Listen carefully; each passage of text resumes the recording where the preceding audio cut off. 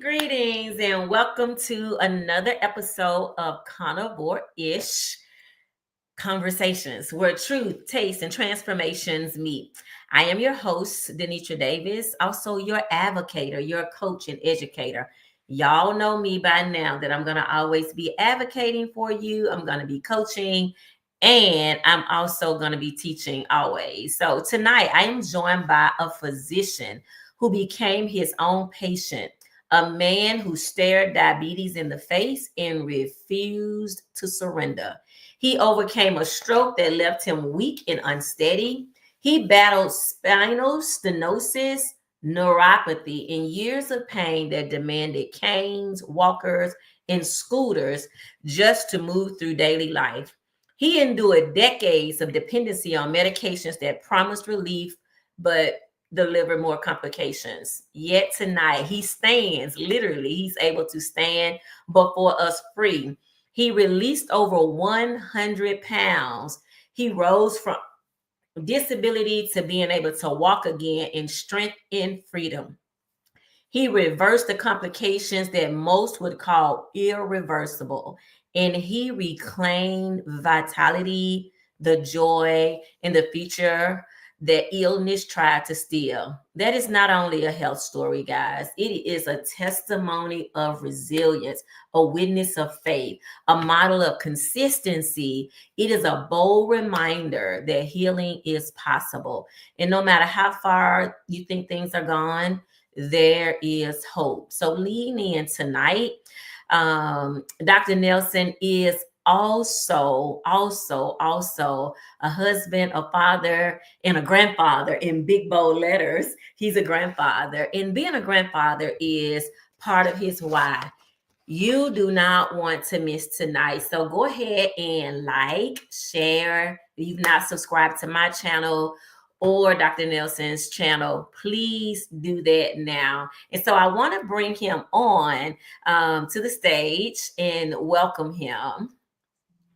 Hey, Dr. Nelson, thank you so much for showing up and being here on tonight. The goal tonight is just to dig in and learn a little bit. You gotten popular all of a sudden. It's all good. So here we go. Thank you for having me.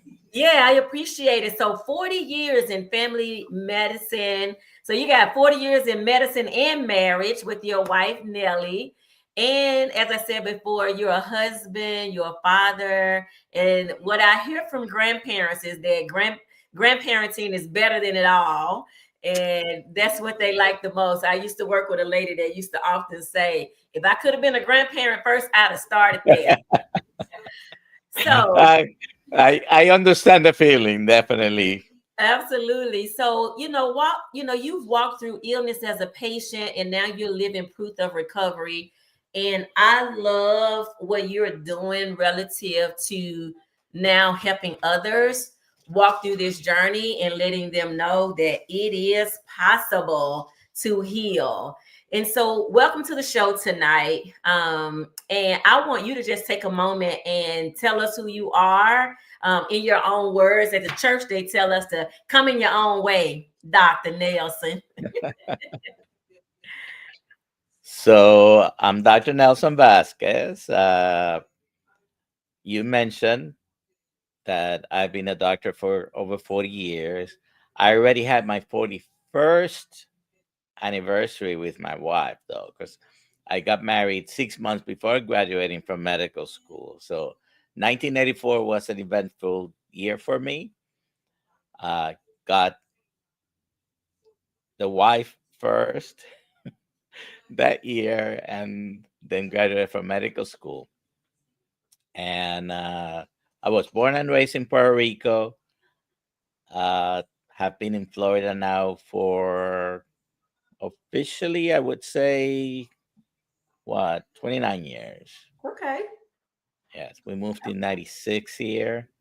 So it's been 29 years since we moved to Florida. So I've lived longer than I have lived anywhere else, which includes New York, Massachusetts, and Puerto Rico. All right. So we're going to say Florida sounds like it's home to you. You got more roots there. And then tell us, how many children and grandchildren do you have? I have 37, 33, and a 29-year-old adult children. Uh, the 29 is the baby girl. And I have one grandchild who's going to be, in just less than a week, he's going to be 2 years old. He's, Oh, and he got himself on a scale the other day. So he's 33 pounds. okay. Hey, we'll take it, that 2 year old. So, congratulations, first of all, on being married for 41 years. What an accomplishment. And hi to your lovely wife, and give her my thanks for allowing you to spend some time with us Yeah. on this evening. And so, robust show tonight. I'm super excited. I mean, when I heard your story, I was like, wow, wow, wow. Like, it is continuing to move in this carnivore ish. I try to remind my audience that the ish for me is informed, satiated, and healing. So even in your case, I mean, it is the proof in the pudding that when we get the right information, we can do something different. A lot of times, they try to say, you're lazy, you don't want to get better, you know what's right to do. And truthfully, I know for me that I just did not know. I thought I knew what was healthy, and all of those things I thought I knew were making me sicker. So let's dive in and talk about, what does your health and daily life, what did it look like um, today compared to what it looked like before? So some of the challenges that you face. I mean, I know today you're rocking and rolling. I've gotten a chance to see you in person, and I get a chance to catch you, in these YouTube streets. And I see you doing phenomenal. And thank you for having your pictures up. Those are great visuals as well. So talk to us about, what does your health and daily life look like now compared to what it was before? Well, uh, over 2.5 years ago, almost three, I definitely made somewhat radical change. Uh, Today, by the way, is fasting Monday for me. I am fasting. I'm trying to get a day of fasting every week.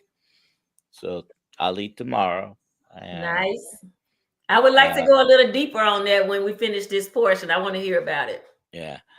And but I grew up in Puerto Rico, and my typical diet was rice, beans, root vegetables, and a little bit of meat on the side. That was usually sort of the smallest portion on the plate. Uh, and throughout the years, after getting married and all that, and being in medical school, residency, life got very busy, and you would grab whatever was available. And I think if anyone listening here would like to make a change, start by eliminating anything that's refined sugar, ultra processed, vegetable seed oils. Just get rid of anything in the box, a bag, or a can.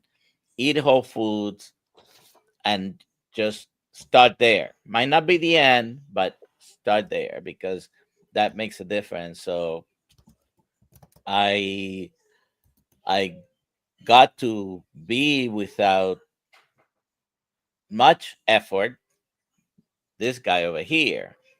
And that's, I always say, this is not my biggest picture. It's just that when you get so big, you don't like to take pictures. So Right. I actually don't have a picture from the time that I know for sure I was even bigger.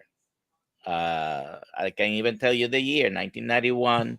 I was in North Dakota working, and I don't have any pictures from from that time, because you don't want to take pictures. I Yeah, I also, concur with you as well. I don't have any of my largest either, because at that point you're like, get the camera yeah. out of my face, right? You're only taking and face pictures. and these pants are not the biggest I have had either. Anyways, so 2.5 years ago, almost 3 years ago, I decided I was sick and tired of being sick and tired, and I went on a strict keto diet. I've been familiar with Atkins, like many of us have been for many years. So, and I had used it myself to lose 20, 30, 40 pounds, and then I go back to my way of eating. So I'm an expert in yo-yo dieting. If you need any tips, uh, but so 2.5 years ago, almost three, I went on a strict uh, keto diet, and I went carnivore about 6 months later. Uh, in between, or towards the end of the 6 months, I had an eye exam, was diagnosed with macular edema, and my daughter-in-law was pregnant with my now only grandson. And I said, "Oh, I gotta see my grandson, so I'm not gonna go blind." So I looked for something to tweak what was already pretty good control. I had lost 40 plus 45 plus pounds, I think, by then. And then the rest of the way was being carnivore. So that's mostly what I eat. I may occasionally, don't tell anyone, I may occasionally have a pickle, an onion, or some, but is not a frequent thing, or some nuts. Again, not a frequent thing. And I do incorporate fasting as much as I can. I usually Mondays is my day that I decide I'm fasting today. But sometimes I get hungry in the afternoon. Okay, well I'll eat. I'm not a martyr. I'm not gonna sacrifice myself feeling bad, because if I let it go too long, hunger kind of always wins. And when you're eating fatty meat, usually that takes care of the hunger. Yep. So the thing is this, you're in the right place. This is why we call it carnivore-ish, because we're not militant. We are not rigid. We are trying to be informed. We're trying to understand things that impact us. The goal is satiety, right? If we could really get people to understand the benefits of being satiated, then that's where the healing begins. And so I'm an onion girl too. I am going to eat, if I'm having a burger patty, yes, I'm going to have onions with my burger patty. So thank you for sharing that. And so you mentioned that you lost 40 pounds with keto. And let me just kind of set that up a little bit, unless you want to set it up for people, this idea of what keto is and how it's from Atkins to carnivore. Like, what were those changes for you? Well, because I had done it so many times, I wasn't counting carbs or having a specific amount of vegetables on my plate. Basically, it was heavy on the meat and some vegetables, and that Okay. was it. I mean, that even if you don't have to count, if you don't want to count, you don't have to track if you don't want to track. If you want to do it, by all means, do it. But if you want to have a rough idea, you take a plate, have the plate meat, have the plate green leafy vegetables or broccoli or cauliflower or something like that, non-starchy, low carb vegetables. That's a keto diet. Yeah. You'll be in ketosis for almost for sure, as long as you're not having other stuff. Don't drink your calories. If you're not metabolically healthy, most people really cannot tolerate even a fruit. That doesn't mean fruits might be bad. It's just that if you're not metabolically healthy, and this guy over here had diabetes, multiple medications, including 300 units of insulin, multiple prescriptions for antihypertensives, triglycerides were in the 300, HDL was in the 20s. You can see my waist. I'm still working on that one, by the way. I haven't claimed total. cure or success, but I'm feeling a lot better. And so I have reversed almost all those things. By the way, that picture was not even 1 year after I had my stroke. Took me still a few years after that to then put this plan into action, basically. Yeah, so speaking of that, so you've had a couple of things to happen. When I got your bio, we had talked previously, and so I was aware of some of the things that you shared. But I mean, I personally want to just say you're like a walking miracle, right? So when you think about, having a stroke and what stroke does to people, there's sometimes not a recovery from it. Some people accept what has happened with the stroke and don't think, and even some doctors like are not motivating you to know that there can be some changes. So I just want to name some of the things that you sent to me in your bio. One of them was, and I had this in the on the thumbnail, was this 100-pound loss, right? In about 14 months, being able to sustain your hormones, like, and not starving yourself. So a lot of times in this diet culture, I love what you said about, being a master at yo-yo dieting, during that time. And I remember being the same way, like we were starving, right? We were ravenous all the time, only to see that we were eating things that never nourished our bodies, right? So then, I'm looking at your A1C is down to a 5.4, which is a normal, in the normal range of a A1C. It's not pre-diabetic. It's not in the range of being diabetic, right? It's beautiful. And just to be able to say, like, walking freely, right? So talk to us about what the not walking was like and what did you use to aid your movement. All right. So let me set this up to whenever I was able to do things naturally without problems and before the stroke. Uh, age of 17, I got a herniated disc. 10 years later, 27, I had back surgery. And even though back surgery was successful, being being like this all the time was not good for my back. So it basically moved forward uh, 37 years now. At the time, maybe at about 34, I developed spinal canal, lumbar spinal canal stenosis with neurogenic claudication, which means after walking maybe 50 to 100 feet, I will get increased pain, numbness, tingling in my legs, weakness in my legs, and I would have to stop and would be unable to continue. Back in 2022, I fell a couple of times getting to work, one time and the other time in front of a patient in an exam room when I was just trying to pick something from the floor. I think my pen fell and I felt trying to catch it. I wasn't walking into work with a cane, but I really needed a cane everywhere else. It's just that at work, I could lean on, with the walls. If I went to the nurse's station, the counter, I would put my hands.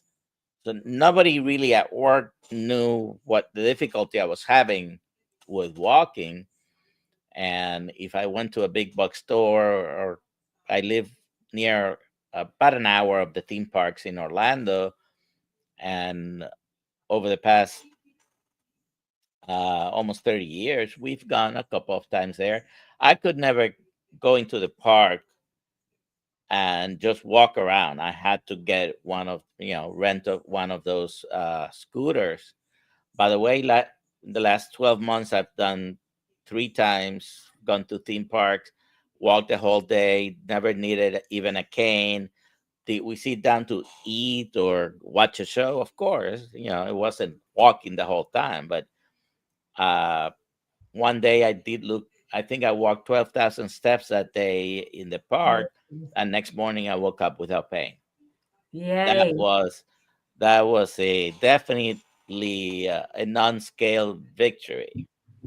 Yes, that was awesome. So Wow. one, I had the stroke in 2018, and it was, I would say, a mild to moderate stroke. I had weakness on one side. I was using a walker. I do have video from those times. And then uh, over the past 7 years, I have recovered most of that. I still have some numbness and tingling in my legs. I do have four different reasons for that, including the stroke. But no longer my strength is equal now in both sides. Yay. So from the stroke where you were um needing some aid because of the weakness, I think I read that at one time you were using a scooter, you were using a cane at one time. And so when did you start to see the change where you started being able to, and what do you think was like a direct impact on, I'm able to walk again, I'm able to move with less aids? So when I had the stroke, I definitely needed a walker to for ambulation, because otherwise I would have had a very high risk of falling because of the weakness on the right side. It was right arm and right leg. There was still some movement. I could sit and eat, but I needed to eat with my left hand. This is my left hand. I am right-handed though. So Okay. switching to eat for a while. With less than 2 weeks after my stroke, I had someone who was really pestering me about, I got to show you this, I got to show you this. And finally I gave up and said, come on, come to my house, show me what you want to show me. And he's a friend, and he was doing it for my benefit, but really kept pestering me about, I got to show you this. And what he showed me was a machine that produces electromagnetic frequencies. And I had a session at home. That was the last day I used my walker. There Wow. was instant improvement. Not reversing the whole thing, because I would still walk with a little limp, but I was, with just using it the first time, I had improvement. Okay. We're talking about 16 minutes, I think it was my session. So I bought it right in there that night and have used it for years. One of the main things it does is that increases your blood flow, decreases the adhesiveness between the red blood cells, and of course that has the end result of improving circulation and multiple other benefits. So that was one of the things that I used. uh, but once I went carnivore, I've had further improvements, because I was still weak on my right side even when I started carnivore. Even having been for several months following a ketogenic diet, I was still having some weakness on my right hand, which maybe nobody else was noticing, but I could notice how much I could lift on my right and my left hand. And so that, however, has improved with carnivore. I can lift heavier things with my right hand now, which is what it should be, because I am right handed. Gotcha, gotcha. And so for those that are watching and they're sitting in pain, they reach the point that they've had, because recently, I have about 3 people in my world in the last year that I know for certain that they've had a stroke. And they are able to move, but there is some direct weakness. They've been in pain, they're exhausted, they have been on medications, and they've kind of been told that they're going to be on these medications forever. And so, what do you say to them in this state that they're in at this moment, where they are, off work because of a stroke, or they are, using a walker, or they're in a wheelchair? What do you say to them that could perhaps give them some hope of what they may do, or even how they? I mean, you're a whole medical doctor. We're going to get to that. What they may want to say to their doctor in this space. So, first of all, you can always improve. Maybe you won't get rid of all the symptoms of a stroke completely, 100%, but you can always improve. And you need to keep moving. That's the first thing. Definitely keep moving. But sometimes we have pain. We feel like, oh, this is too much effort. I'm just gonna sit here. No, you need to move and keep moving. As far as the diet is concerned, I would not have believed this 3 years ago. Okay. Right. But pain, I had chronic pain. I've been taking anti-inflammatories, ibuprofen, aspirin, and all the multiple medications that have come out in the past 50 years because I'm 65. I was 17 when I herniated the disc the first time. So I've been taking anti-inflammatories. I've been to the point where I've been in constant severe pain and unable to really take, for example, narcotics because you don't want your doctor hyped up on narcotics when he sees you, right? So I couldn't use them even if I needed to, but muscle relaxants, anti-inflammatories, uh, they help, but they are only a temporary help. I had over 35 years plantar fasciitis. Plantar fasciitis is very painful. If any of you listening have it, you know it's painful, right? It's not going to kill anyone unless you're crossing the street and you trip. But Yes. Yes. uh, plantar fasciitis does not kill anyone, but it's painful, right? Once I went carnivore, pain went away. I didn't even realize when it went away.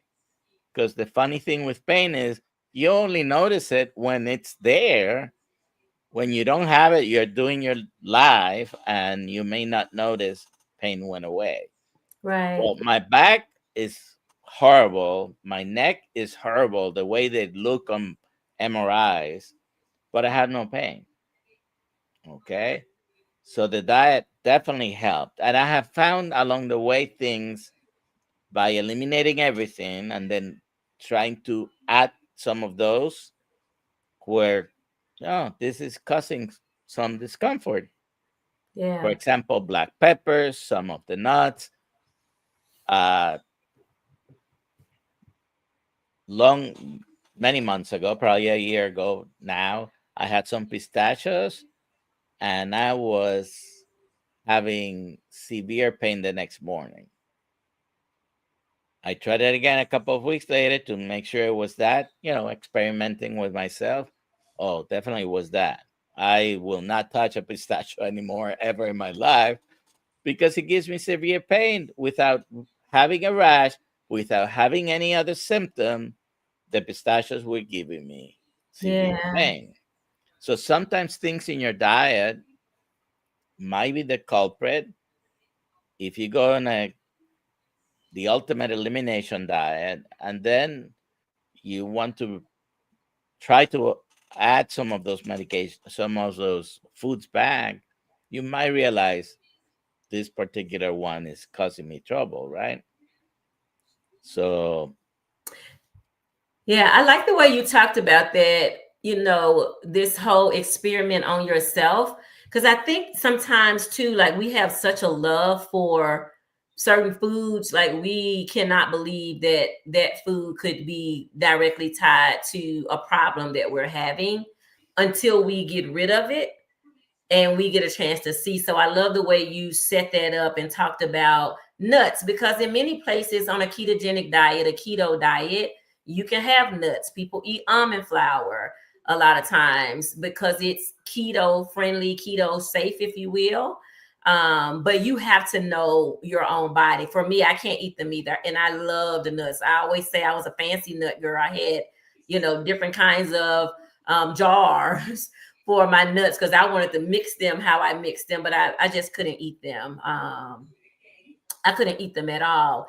And so I want to go to what is it that first before we do that, talk to me a little bit about the blindness because I'm also seeing that starting to trickle up where people are starting to have issues with their eyes, whether it is, dryness in the eyes.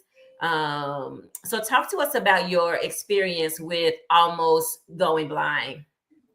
So June 12, 2023, I was already following a strict keto diet, basically. And I get diagnosed with macular edema, which is swelling in the macula of the eye, which is the most sensitive uh, area of the retina for vision. And my daughter-in-law was pregnant. I had not seen my grandchild yet, and that was motivation enough to become even more strict in what I was doing. I had already eliminated all the sugars, the ultra processed foods, any high carb, starchy food, and I did know that some people ate meat only, but I thought they were crazy. Okay.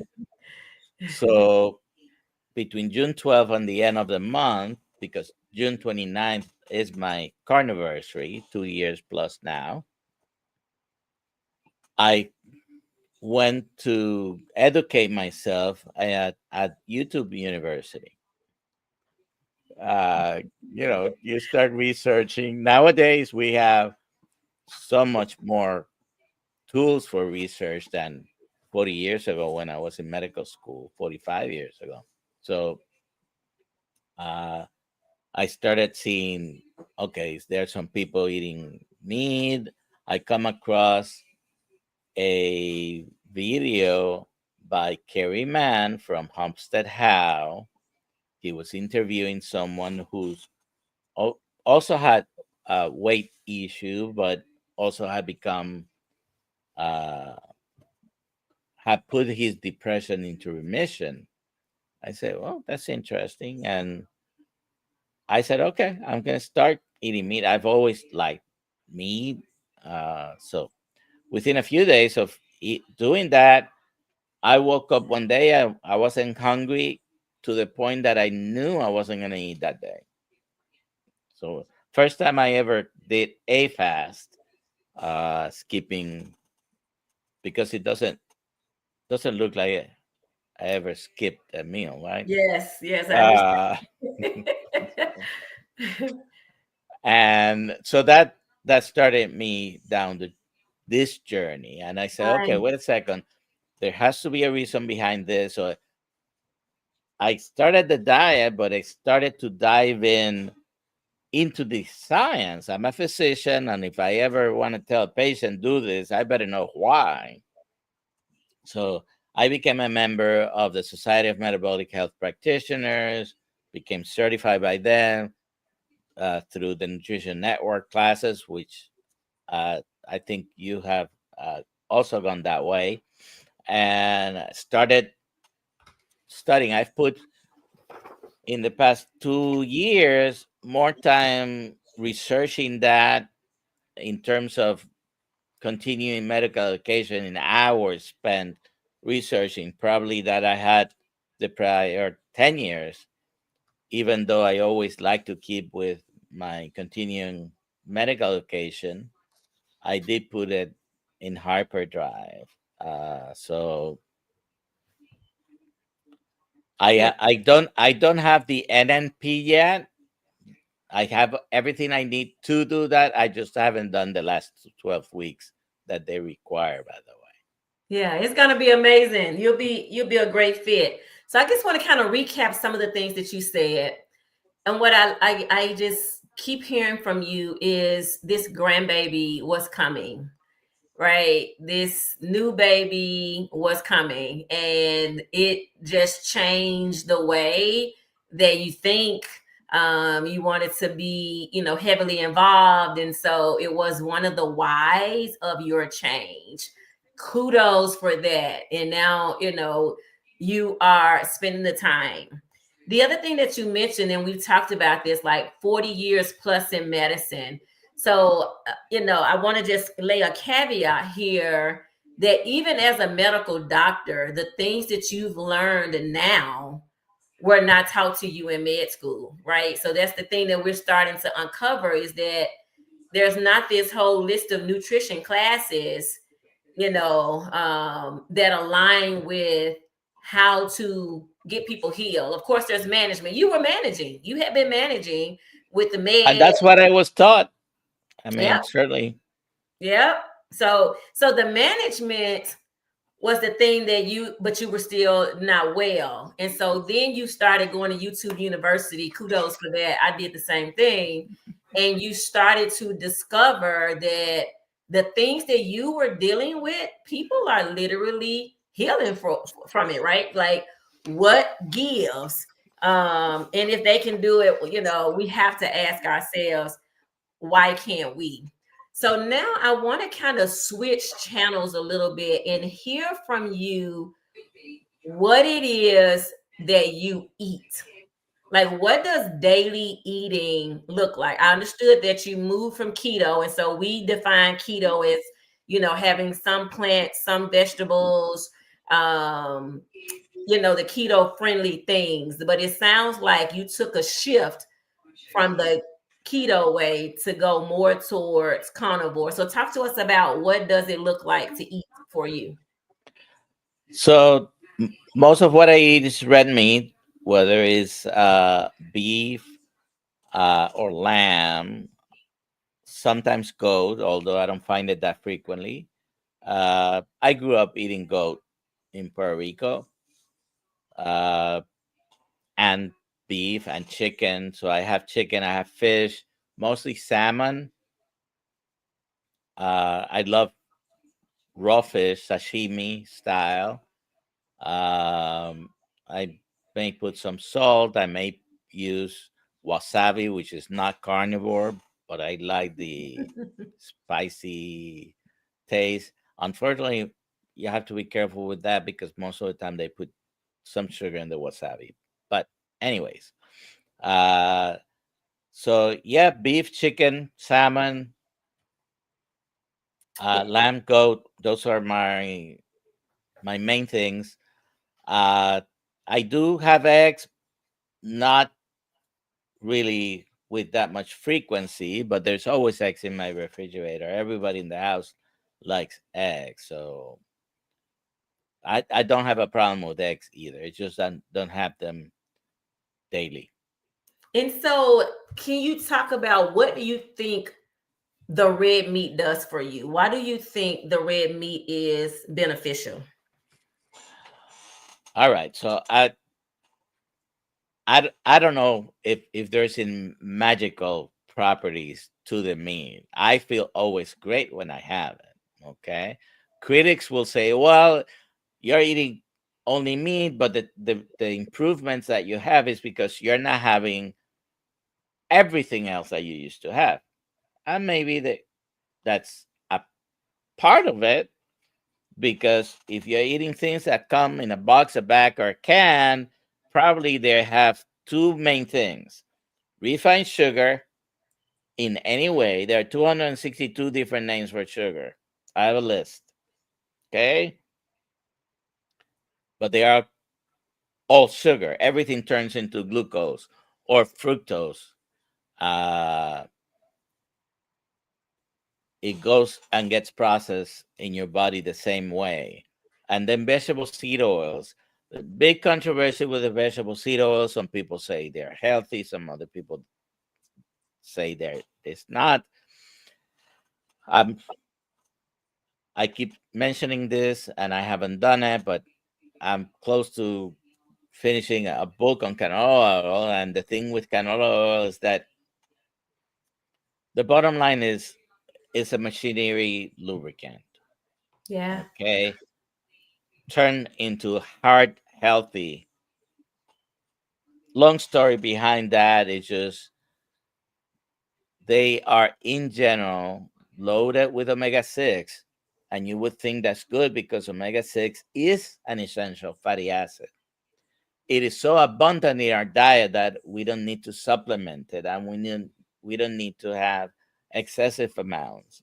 The omega 3s, which are also essential fatty acids, they are not as frequent in our diet. So you if you don't have salmon, for example, on a regular basis, sardines, uh, the profile of the grass-fed, grass-finished beef, it's better in the proportion omega 3, omega 6.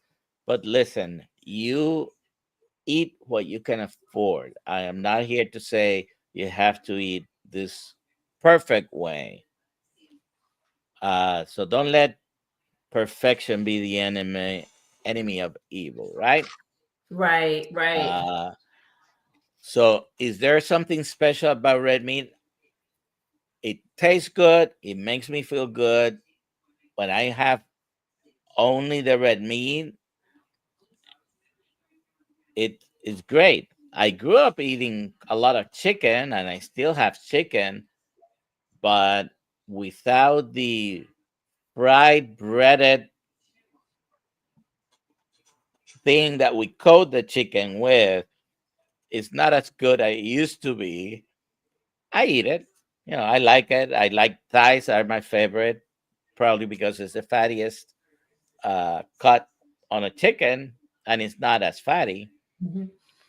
But yeah, that's mostly my diet. Plus, I eat a lot of cheese. Okay. I I love cheese. Doesn't cause me any harms, except maybe I eat a little bit too much cheese. Well, it's still you doing an experiment that's working for you, right? I say we all have to find our formula to determine what works for us. I know, some folks who cannot have cheese at all because they've done the same thing, the experiment. And when they put the cheese back, I know for me, I can't have it a lot. I can have some. My husband can eat it every day and it doesn't bother him. And so that's the difference in um getting to know ourselves. And so again, I just want to, keep echoing basically what I hear from you is that rather than accepting this decline that was happening, you chose life, right? You took a turning point. You got interested in your own healing and you were like, let me get out here and figure this thing out, learn some things, try some things, and voila, here you are. And I think also your history with, the keto information, for me, it was the same way. I started keto and then learned about carnivore and figured out that some of those plants were still a problem for me.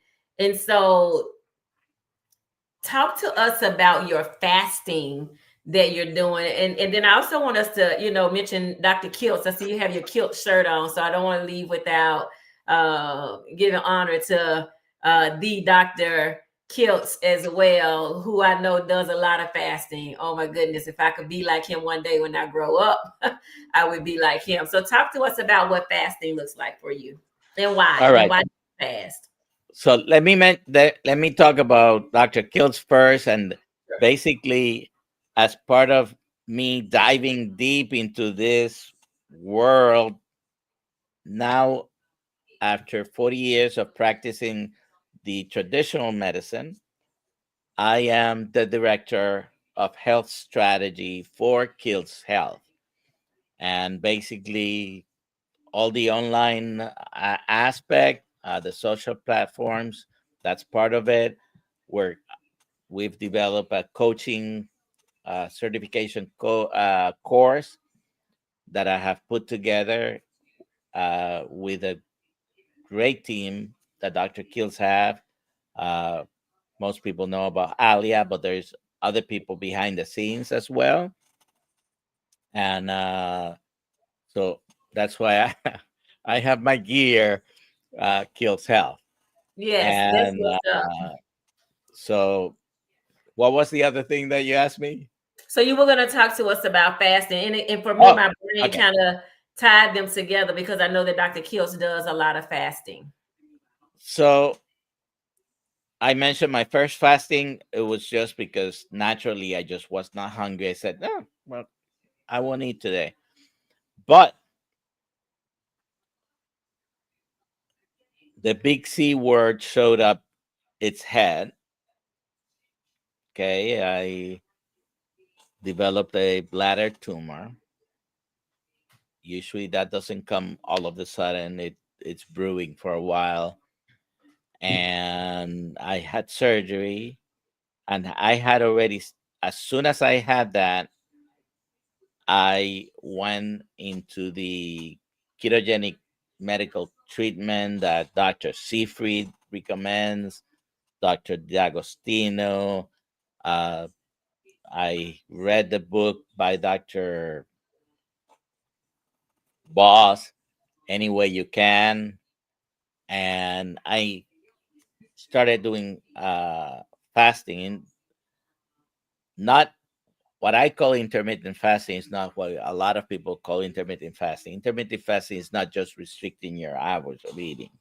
Intermittent fasting, I think, is going more than 36 hours without eating and then doing it on a regular basis. So when it came time for my treatments, I had 6 weeks of weekly treatment, and I fasted 2 days before, 2 days after, to purposely bring my ketones up, because I believe that that helped me stay clean after they removed the tumor. Uh, and I had the routine treatment. I've had three cystoscopies, a couple of CAT scans, multiple urine tests. Everything so far is clean. And so that's one of the reasons I try to do some fasting in some way, at least one day a week if possible, maybe a little bit longer. In April, I did 10 days of fasting. In July, I did 22 days of fasting. And I'm trying to maintain a sort of a weekly schedule on that. I think fasting helps with autophagy, mitophagy, increases your growth hormones. It has multiple benefits. Is a hormetic stress. Is fasting stressful in your body? Yes. It causes some stress that it's beneficial for your body. Yeah.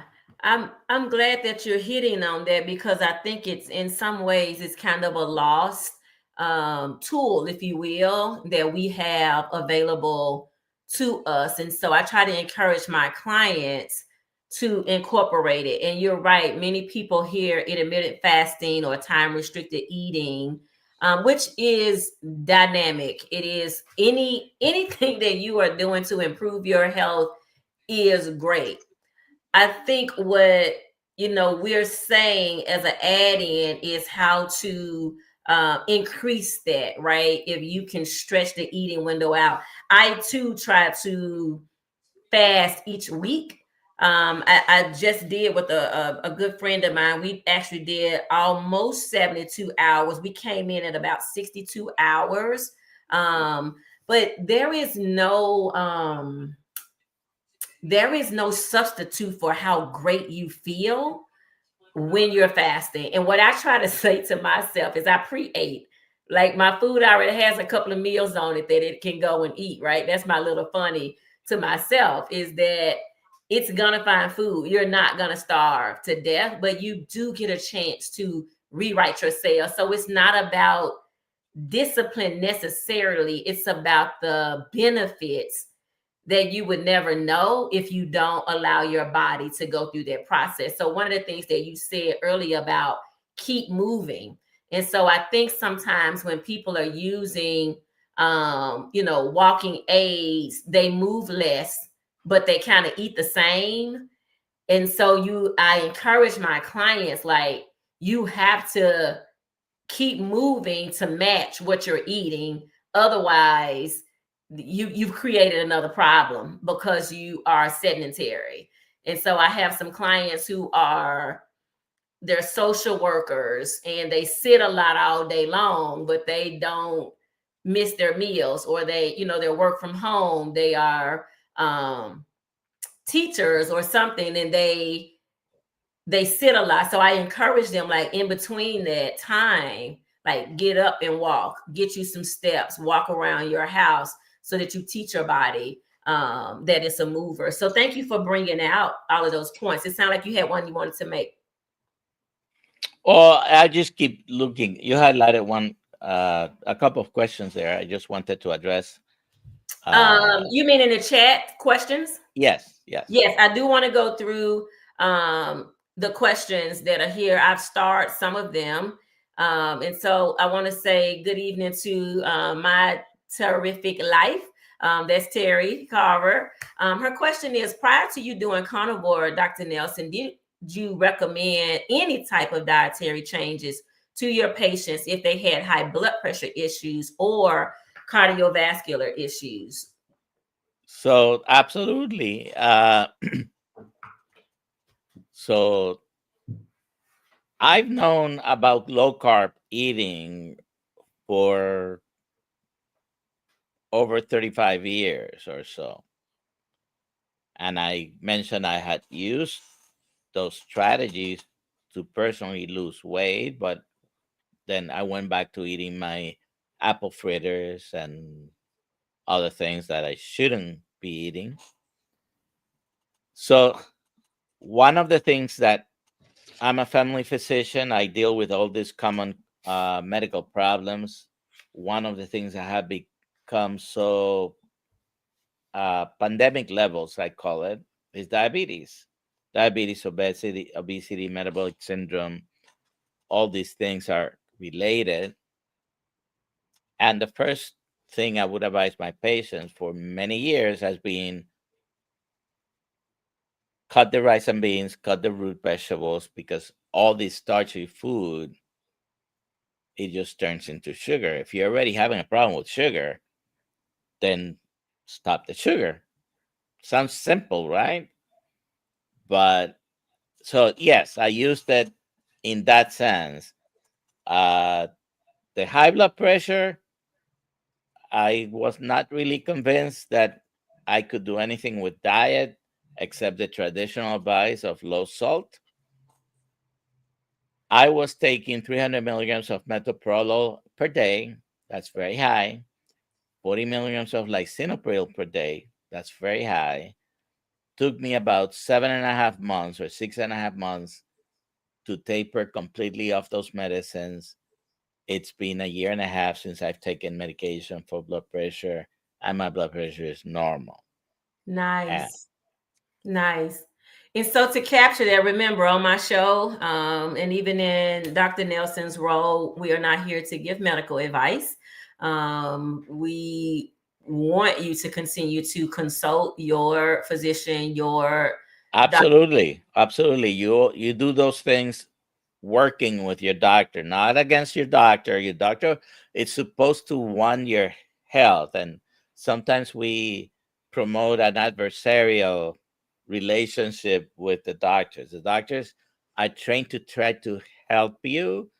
Uh, there can be big criticisms about the way they're trying that, and I have some of those myself. But yeah, work with your doctor. Uh, Yeah.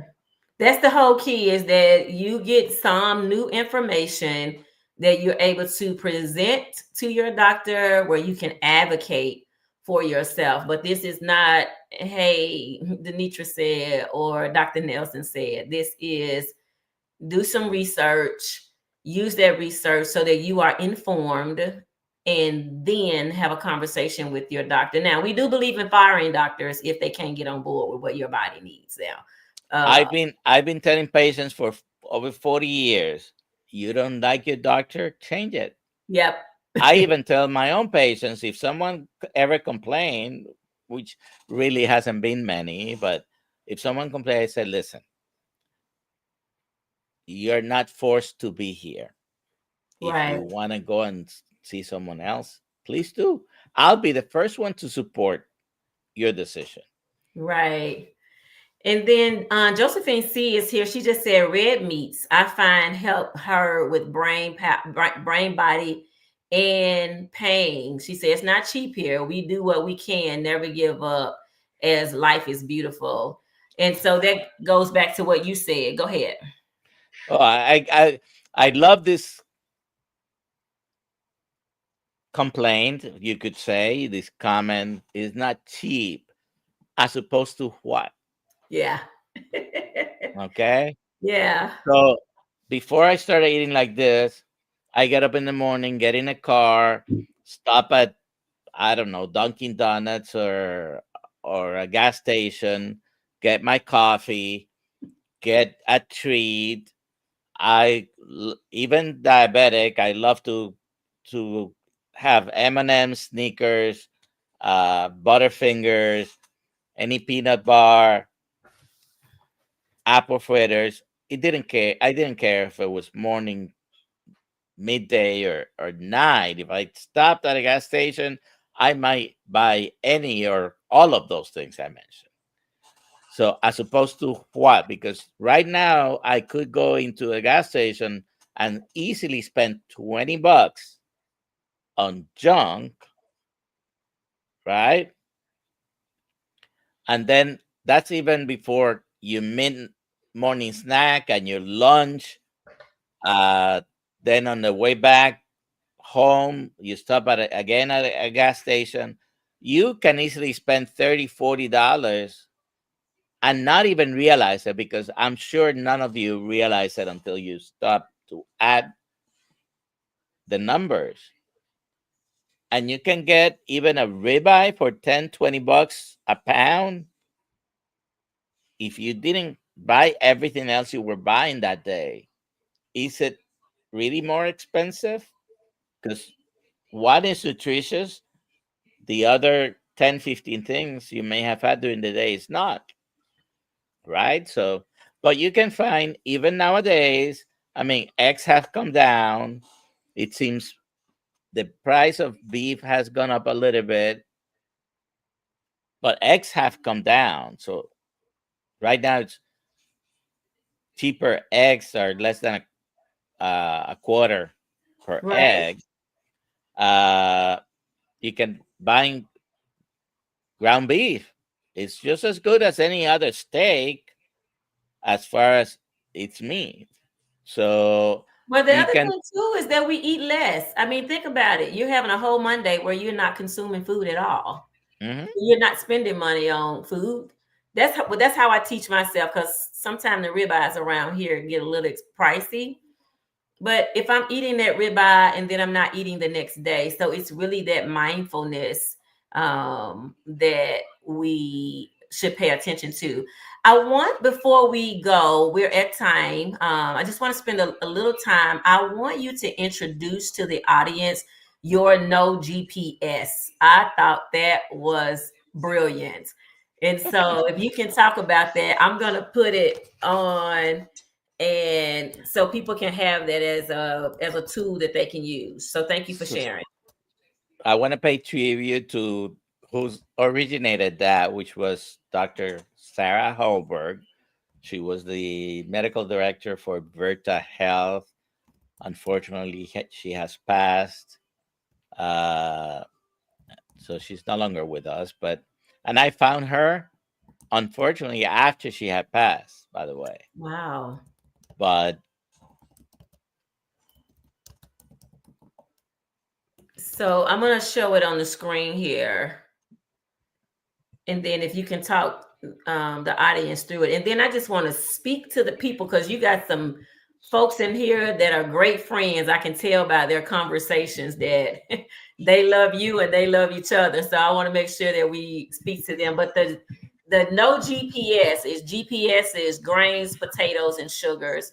And then now we have plus no seed oil. So talk us through that. So yeah, the S uh to me is two things, is the sugar and the seed oils. If you eliminate, sometimes the criticism from people about the carnivore diet is there's no variety, you shouldn't eat that way, we were not meant to eat that way.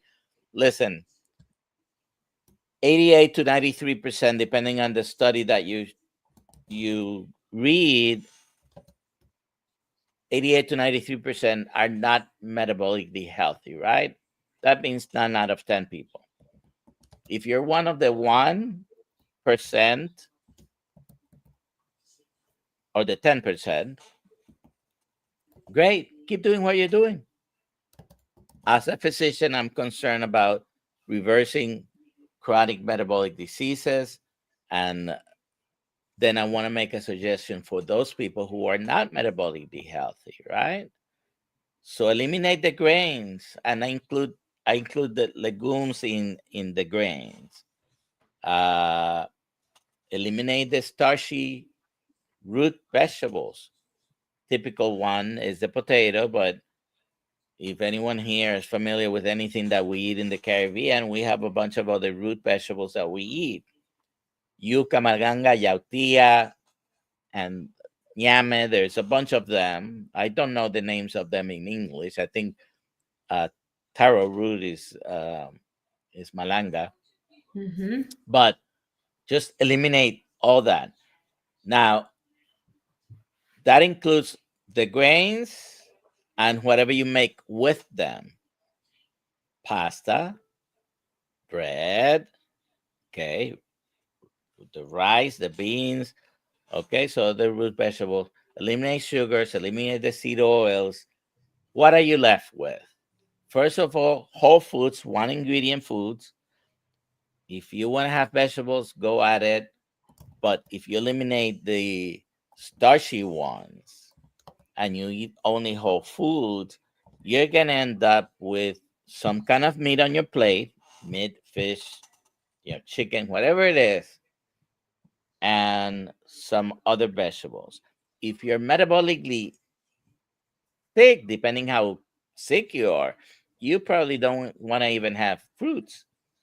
If you're going to have a fruit, I have some rules. Dr. Nelson rules. Never eat a fruit by itself. Never, ever, ever. Even if you're healthy, you probably shouldn't eat a fruit by itself. But if you're healthy, go at it. Never drink your fruit. Never, ever, ever drink your fruit. And if you're going to have a fruit, have it as a dessert after your meal. Ideally, your biggest meal, because that's what's going to blunt or minimize the impact the fruit is going to have on your blood sugar. And if you're metabolically not healthy, we all have a problem with the blood sugar, whether it's a severe problem like that type 2 diabetes, or a milder problem with pre-diabetes, which I don't believe there is anything like pre-diabetes, because it's like telling me that you can be pre-pregnant. Yeah. Yeah, I agree with that one too. I teach it to my I teach it with my clients because it's the term that they hear, but I always tell them don't let the pre fool you, because that does not mean you're in some type of safe zone. It really is culminating, and it took you 10 years to get that diagnosis. So it's nothing culminating. Thank you for breaking that down, and thank you for sharing the never eat fruit by itself, never drink your fruit, and have fruit after a meal. So now I want to give shouts out to the people who are here enjoying. I have literally almost been distracted by watching the the comments of the people who have joined. So I don't know who Bill Cook 411 is, But hey, Bill Cook, thank you for being here. Yeah, he's part of the Kills Mighty tribe. Okay, okay. Thank you for being here. And then there's Kookie, Carnivore. Thank you for being here. Thank you, Lizzie, for being here on tonight. You guys, this may be your first time knowing me, but you can go to my YouTube channel on tonight at Advocator Coach Educator. Like and subscribe my channel as well. And for those that are listening, um, that are watching my channel, Dr. Nelson is at the real Dr. Nelson. Um, you all go over and like and subscribe his channel as well. I'm trying to see if there's anyone else. Don Shanger said that he's headed to work. He's just here listening, appreciates the information. I saw Joyce House earlier. Joyce is here in Tennessee with me. And then there's a Carnivore Coach Edens. Do you know Carnivore Coach Edens? Yep. Saying hey to you tonight. Thank you for joining. And I think I see Brisket Boomers. Brisket Boomers. That's Amy Perrin. Okay, nice. Many of these people are members of my coaching class. I love it. Well, they're following you around, and I appreciate them showing up tonight. I appreciate you showing up. There's a Miss Laugh a Lot. Laugh Miss a lot. Laugh I a guess Lot. that's yeah, laugh a lot. That's Nikki. Okay, and then you got Target. Prime Rib. Yep, and he is speaking to Juliet. I guess they know each other's names. Yep. And then Josephine C. And then We Network. Do you know We Network? A member of the Kills Mighty tribe as well. And Target Gotcha. Prime Rib is Thomas. All right. And then who else do we have? Someone jumped in that says the twins just spoke to both of us. Hello. Earlier there was Monica who also joined. So I just like to acknowledge the people who show up in this space, right? Aries 66 is here tonight. And just, celebrate them for being on this journey, continuing to help us build this community that is going to take for us to really be healed and walk in this freedom. And so for me tonight, I'm grateful for your journey. I know that it resonates with many of my listeners. I reached out to a few few folks today to let them know that you would be on because you have a phenomenal story. And I think that all of us, show up in this space with damages, but different damages. As you said before, 93% of Americans are metabolically unwell. Some of us struggle with being able to identify as being sick. I am in the 93. And so I want to make sure that we continue to bring the message. And so you can find Dr. Nelson at the real Dr. Nelson. That's his YouTube channel, his Instagram.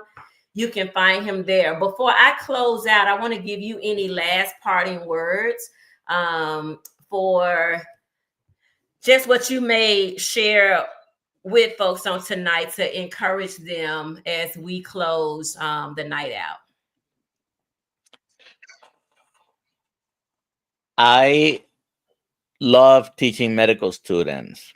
And one of the things that I would like them to remember always is always ask why. That is the key to learning. You may hear me say something or Denitra say something and you agree or don't understand. Ask yourself why and go research it. That's number one. And try to be perfect, but don't let perfect be the enemy of good. Okay. And keep going. Just be consistent. If you're not perfect, that's fine. I'm not perfect. I am still struggling. I the battle is an ongoing thing. And is there an end to it? Well, there is going to be an end, one that we don't like. But while we're here, let's live our best life. Let's have the best quality of life. I have no idea how long I'm going to live, whether it's, well, I already know I lived already 65. Will I make it to 95, or will I make it to even 66? I have no idea. But I have improved by making these changes my quality of life, so I can be with my family, with my children, with my grandson, and enjoy them and let them enjoy me rather than me be in a bed being taken care of, which I don't think anybody wants that. Absolutely. So thank you again for sharing, for bringing your story, for diving in and figuring it out. Someone in the comments, Bill Cook 411, was saying about, not believing Google, but there's so many influencers out there right now that you can find good information. And we look for receipts, and Dr. Nelson brought receipts tonight with his journey, being 100 pounds lighter, literally was a whole person. I mean, that's three of your grandchildren you were carrying around, right? Yeah. If we do the math, right? So you think about that 2-year-old hanging with you. There were almost three of them with a little room left. And so this thing is definitely, it's not about aging so much. It really is about getting the right information. So I just appreciate you, Dr. Nelson. Your story is living proof that healing is not only possible, but it's powerful, right? You have a whole new lease on life, right? You were walking with AIDS, you were carrying three grandchildren around on you, three 2-year-olds at that, right? And now it becomes this powerful personal journey that says, I'm here for the fight. I want to win the fight. And you remind us that no matter how many medications, no matter how many years of struggle, no matter how heavy the diagnosis, consistency in truth can restore your life. And you mentioned Absolutely. earlier, one thing you said about the person who came to your house is that they were bothering you, getting on your nerve, but they had these good intentions Yeah.